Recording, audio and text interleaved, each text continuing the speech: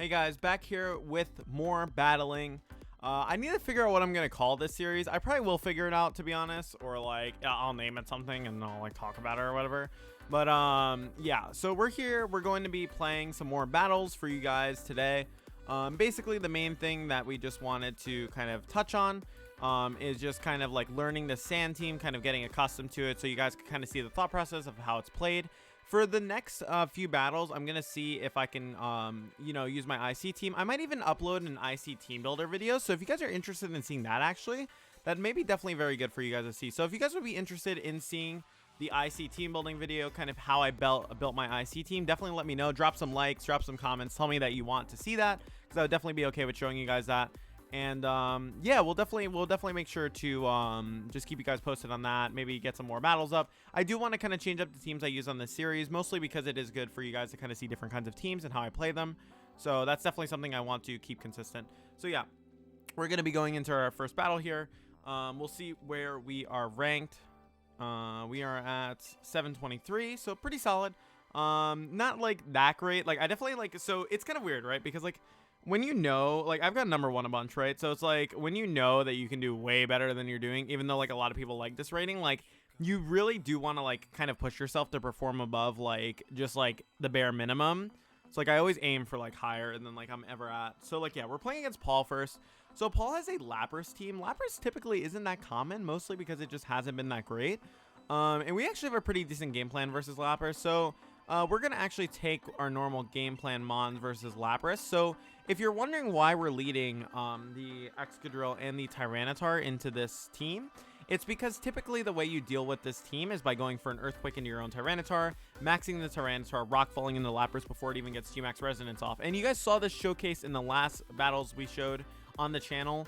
We Earthquaked our own Tyranitar and went for a Rock Slide into an Indeedee, or not Indeedee, Hatterene. I think it was Indeedee and Mimikyu.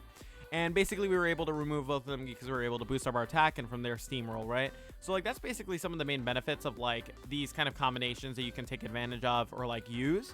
And it's super nice for the team and everything in general. That just makes it like nice. So the cool thing too that we can also show off with this team is kind of its different like type synergy. You see that there's not a lot of type redundancy here, which is very good because that kind of means don't have redundant weaknesses, which is pretty solid. Also too, with our Mons on the team, you'll see that stuff like Glastrier is pretty walled by like our Rotom Heat, which is why Rotom Heat's very good on this. Finny, Life Orb Finny specifically, is very good versus Urshifu, which could otherwise typically be very annoying for us. So it's just like a nice thing to have on the team. Even Incineroar can be a little annoying sometimes, so it's good to have something for that. But yeah.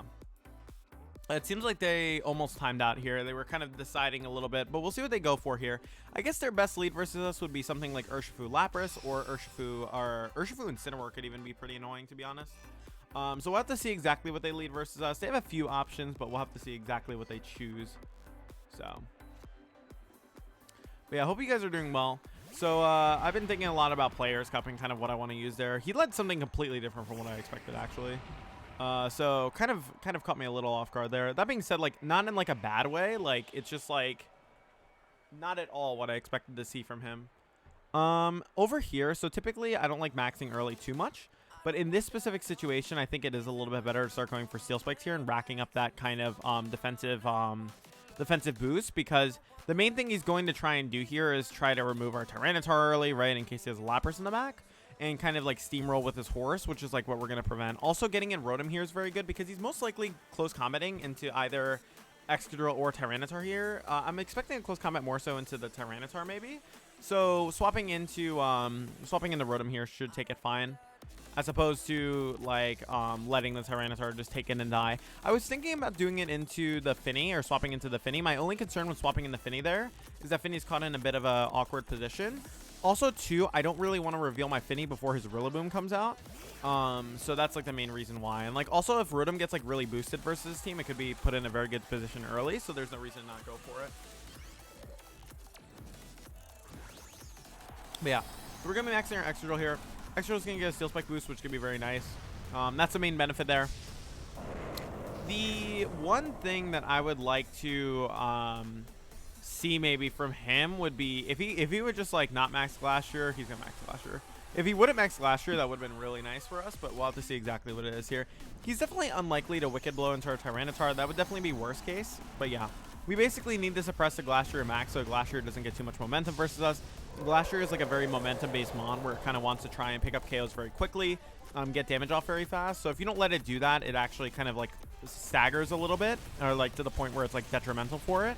So that's kind of what we're doing here. We're trying to like weaken it down slowly, put ourselves in a better position, you know, like more methodically, kind of force them to keep trying to break through us with our offense and not do as much. So we're gonna see a close combat come from the Urshifu. This is a decent chunk of damage. Obviously this extra is a little bit bulky, so it does take it pretty decently. We should be able to live a follow-up max quick if that comes out from the Glacier, which we will see actually go into the extra. We should be able to take this pretty comfortably. We do have a Steel Spike boost, and you will see we live this, yeah. So that's like very helpful.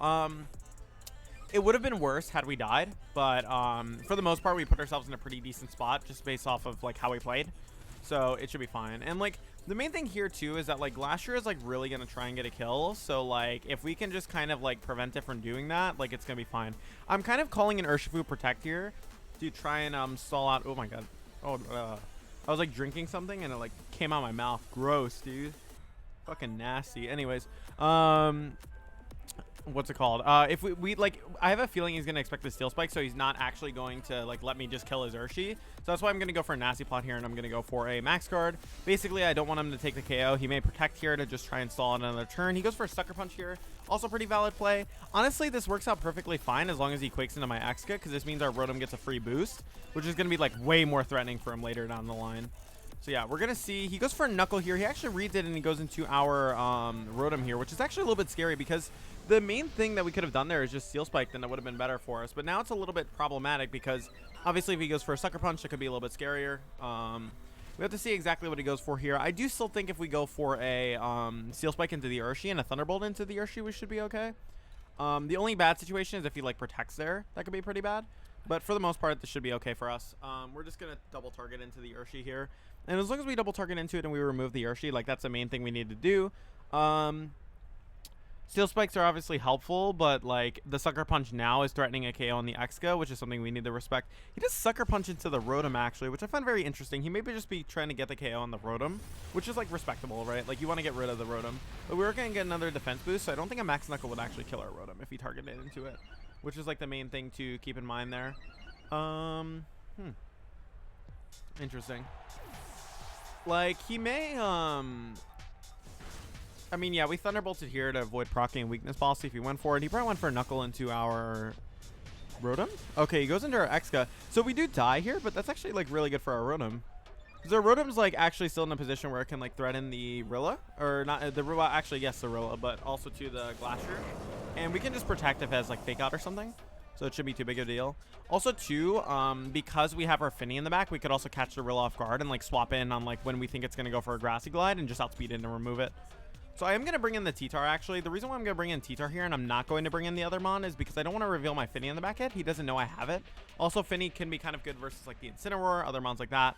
So it's kind of good to keep in the back for now. Especially if he brings in Rillaboom. I don't really want to put my Finny in front of a Rillaboom. At least I can, you know, like kind of mess around with my Tyranitar. So yeah. The thing is with Glacier is like, so here's the situation, right? So I can overheat and Rock Slide here, and basically what that's covering for is like whoever he fakes out into or like targets. The only way that goes bad is if he fakes out into my Rotom, and then he goes for a close combat into my T-Tar. I can also just double protect here, which honestly isn't even that big of a deal. I think I am going to double protect here. The only way this would be bad is if he doubles into Incineroar. I don't think he brought Incineroar here. He definitely could have. But yeah, this is like kind of our best play, I think, given the circumstances.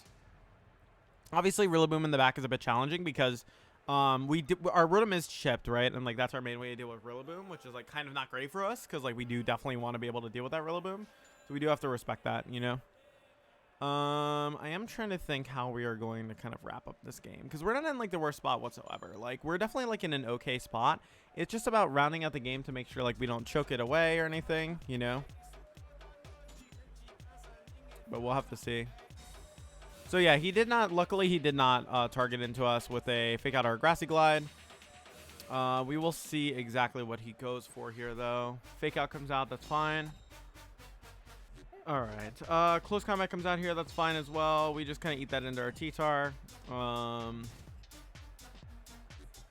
Let's see. Glacier is going to take some sand chips. So for the most part, this should be okay. Like, I feel pretty good about our spot here. I do definitely want to prioritize removing the Rilla more than the Glacier, because the Rilla looks way more threatening in the end game.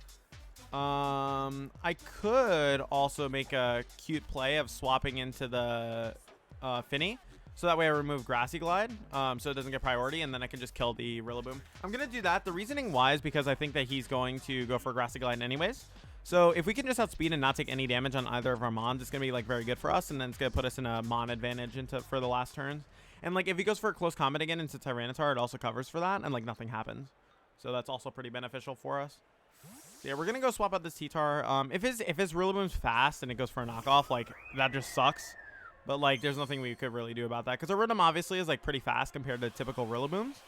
But we won't know for sure if we'll go first depending on like how this goes.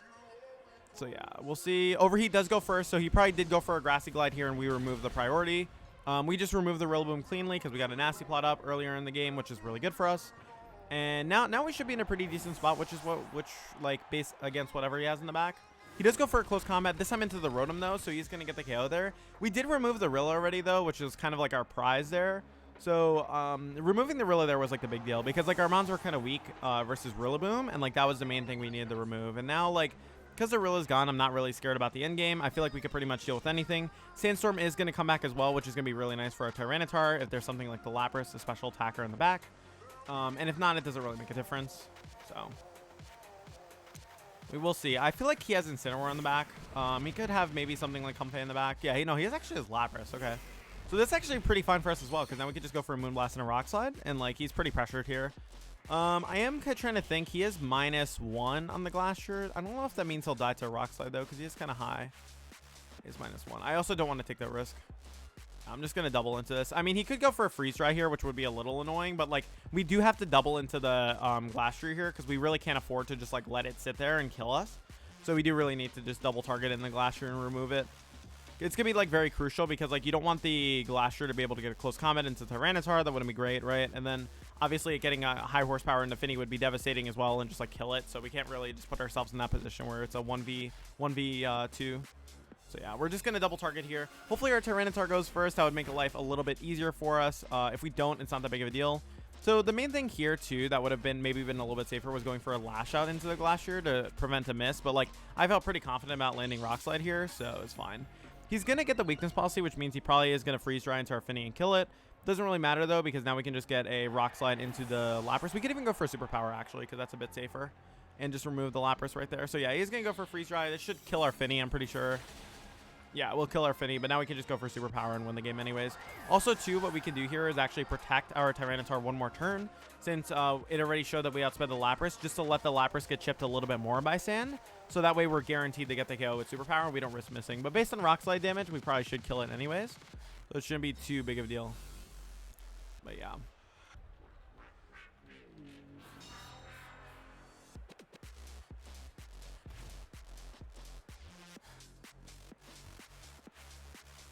Yeah, and I think like here, the main thing that we just need to keep in mind is like we just need the Superpower into the Lapras and just like kind of like slap it, and then we should be fine. Like, boom, connect, and we got the KO. Okay, perfect. Yeah, if we didn't get the KO there, that would have been kind of sad, to be honest, but luckily we did get the KO, because that's definitely a lot better. But yeah, let's kind of see. All right, that's fine. That was a pretty solid game. I felt pretty good about how we played there. I definitely think like his Lapras in the back was a little questionable, but for the most part, I think that was a pretty solid like play from him. So we'll do one more, so you guys can kind of get.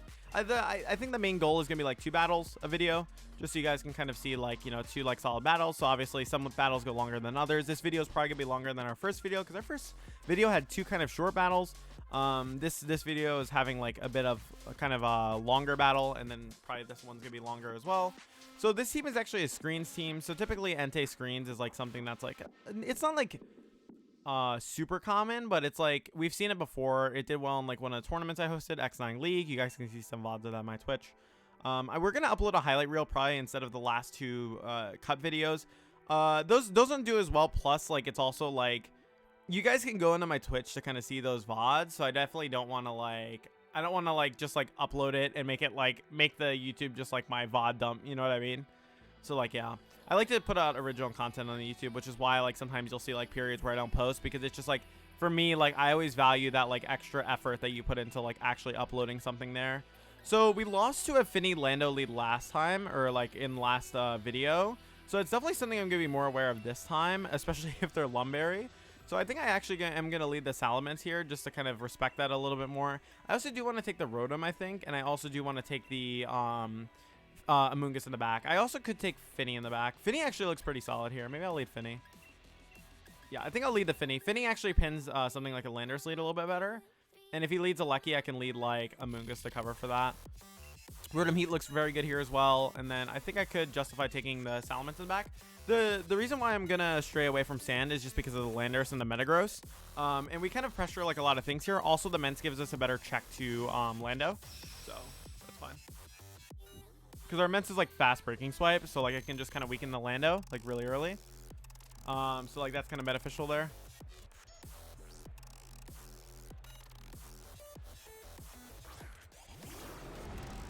And sorry, my OBS was like weird for a second. There we go.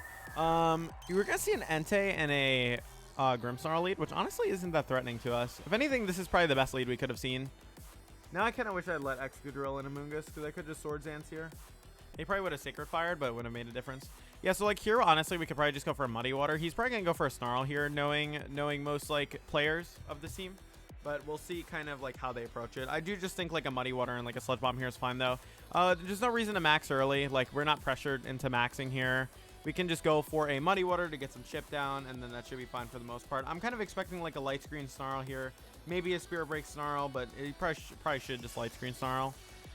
Usually what screens like to do is kind of reduce your damage to the point where like you're wasting your max. We actually are going to see a Sacred Fire into the Finny.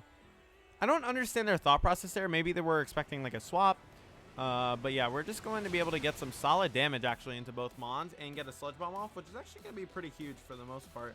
Like we definitely want to be able to get like a lot of damage into the Grimmsnarl early, just to kind of like start chipping it down and kind of get rid of it and like annoy it a little bit more. We are going to protect here actually. The reason why we're going to protect is because the Sacred Fire may be going into the Amoonguss this turn. I wanted to kind of get a feel of like what they were going to do this turn, but this turn we're just going to protect our Amoonguss, potentially from like, you know, obviously a double target or something else that could happen. Sacred Fire is going into the Amoonguss this turn, so we covered for that perfectly. Muddy Water just come out here. Hopefully we land on the Entei. That's the main one I want to land on. Okay, we do land on Entei. Perfect. So yeah, now we should be in a pretty good spot. Obviously the Entei is pretty chipped, which isn't really great for them, and they're in a position that they definitely do not want to be. Muddy Water should still be able to kill the Entei next turn, which is pretty good. So if we go for a Muddy Water here and we remove the Entei, and we also get to a Sludge Bomb into the Grimmsnarl here and just get a double kill, it's definitely very like worth, because that means we put ourselves in a very good position immediately, and we also get pressure on the Landorus in the back by going for breaking swipes, going for spores into it, preventing it from getting Swords Dances up and being like annoying to us. So it should be like very, very good. I think here too, like obviously Muddy Water is a little bit unreliable in terms of damage, but for the most part we should be fine. Unfortunately, that does kill our Amoonguss, which I wasn't expecting. It is a crit, unfortunately. Like it's just a reality of the game. Like you can't get annoyed at crits too much because like it just happens. I really hope that lands on Entei. Okay. Yeah, I was gonna say as long as that lands on Entei, it's not like the worst. Unfortunately, obviously that's not the best circumstance or not the best turnout for the turn. But like obviously like the game is the game. Like it's gonna do that to you. So yeah, if we had landed both of our Muddy Waters, we may have been able to kill the Grimmsnarl. Unlikely, I think, because of the Light Screen and the Spirit Break, but it could have happened, so it kind of would have been nice to land it, but there's only so much you can do. Let's see, we get both Mons in here. A big thing, too, is, like, even when you get unlucky, keeping a calm head, and, like, that's something you really have to do. Like, on stream, obviously, I get a little more excited. You know, it's more entertaining, but, like, keeping a calm head, especially, like, during these kind of, like games is like very important, because that can make the difference between you actually losing because of like a crit or something, or like, you know, you just kind of tilting yourself into a loss. Unfortunately, we are in a pretty bad position versus the Metagross if it has Rockfall. If the Metagross is not Rockfall, we're actually okay. I'm going to Nasty Plot here. I could just Max Flare, which is like fine, but I am a little bit worried about the Metagross just like being too bulky for us. I feel like if the Metagross has Rockfall, it's just gonna max here. I don't know if the Landorus is in the back too. That's like another thing to keep in mind. I am just going to Air Slash to Grimmsnarl just because I just kind of want to start chipping it down and removing it. If he goes for a Hailstorm, that's probably best case, because then he's actually maxing his Metagross. He's overextending, and that means he probably has nothing to hit the Rotom. But yeah, we're going to go see a Light Screen again from the Grimmsnarl, which is really questionable, to be honest. This kind of makes me wish we had Max Flared into the Metagross this turn. He probably is going to go for a Rock Slide, I'd assume, but we're going to see exactly what he goes for here. So, Ice Punch. Okay, so he is just going for a straight Ice Punch. To be honest, not even that bad. That means that his Metagross probably doesn't have a good way to touch us, which means that I can kind of ignore his Metagross right now and just target into the Grimmsnarl, remove that, and then deal with his Metagross later. And hopefully, like, he has something in the back that doesn't exactly deal with our Rotom, because then that means our Rotom could actually come back and just win the whole game. So we are going to target into the Grimmsnarl here. I am just going to ignore the Metagross. Obviously, I don't know if it has Rockfall or not. If it reveals Rockfall, then that's just well played. But what can you do? Let's see exactly what happens there, though. I feel like we could be in a good spot, you know? Like, because the thing is it really is dependent on what's in the back.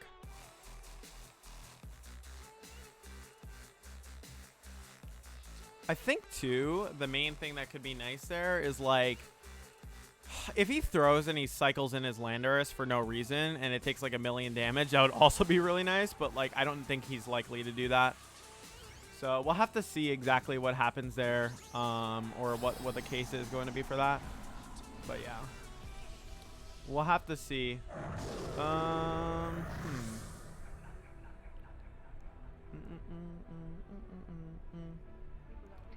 definitely digging this song. Okay, he protected Met. Oh, that's so good for us. That's like almost actually a hella throw from them, to be honest. That's like definitely worst case scenario.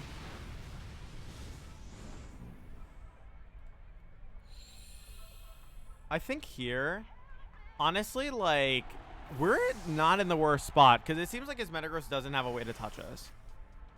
So I feel like we could actually be in a pretty solid spot, all things considered, depending on what's in the back. He has Regieleki in the back, so we should just win the game.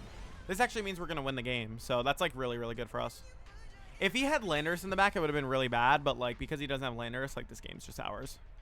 I figured the way he was playing, it was kind of weird that he didn't bring in Landorus, so it kind of makes sense that he didn't bring it in, because now, like, obviously he didn't have it. If he brought Landorus, he probably would have beaten us, to be honest. We'll see if he maxes Meta or if he maxes the Regieleki. So he's going to max the Lucky. He's just going to go for a max trick if he has it, I'm assuming. If not, he goes for an electric move, but that's not going to make a difference. Like, it's just worst case for him. It's literally just worst case. Oh, okay, so it's Ancient Power Regieleki. I mean, he's going to do some damage, but that's not, like, too bad. Yeah, we should take that fine. Will we kill him, though? Because now I kind of wish I had max flared into the meta, low-key. He is a Life Orb, though. We could lose. We could lose because it's Rockfall, to be honest. Yeah, we could definitely lose because that's Rockfall. I wasn't expecting a Rockfall Regieleki, to be honest. That's, like, a little questionable, but, like, it seems to be helping him. Okay, it's going to be really close. It's going to be, like, really, really close, actually, depending on who is able to take it out here. Because he's going to deal Life Orb damage to himself. Because, like, he won't take Sand Chip. That's a problem. And I can't really, like, Lightning here, huh? I wonder.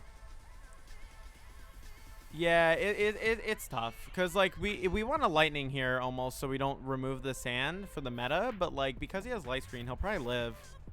So I think we kind of just have to hope the meta gets a low roll and we kill the Regieleki here. And then, like, we're able to, like, win.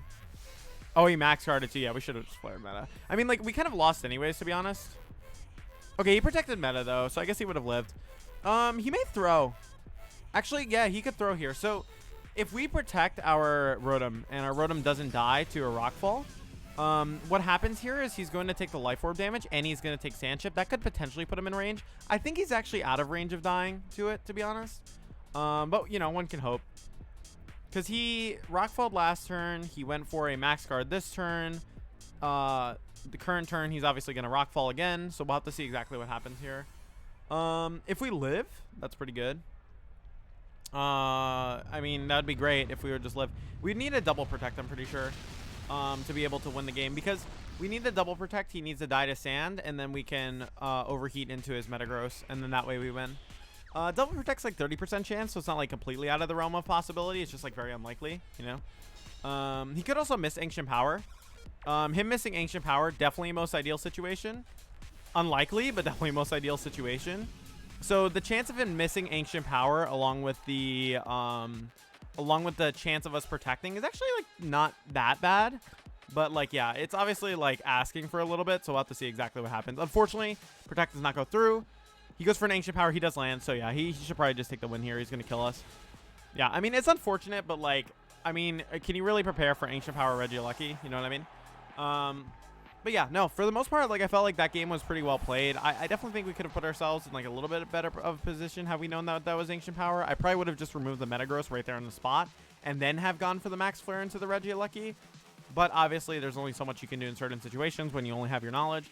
A big thing is just kind of learning from those games. I definitely think I could have positioned myself a little bit better in that game, and not put myself in a position where he was able to kind of remove Mons like the same way he was. We did get a little bit unlucky too with the Muddy Water misses, but obviously part of the game. That's, you know, what you have to deal with.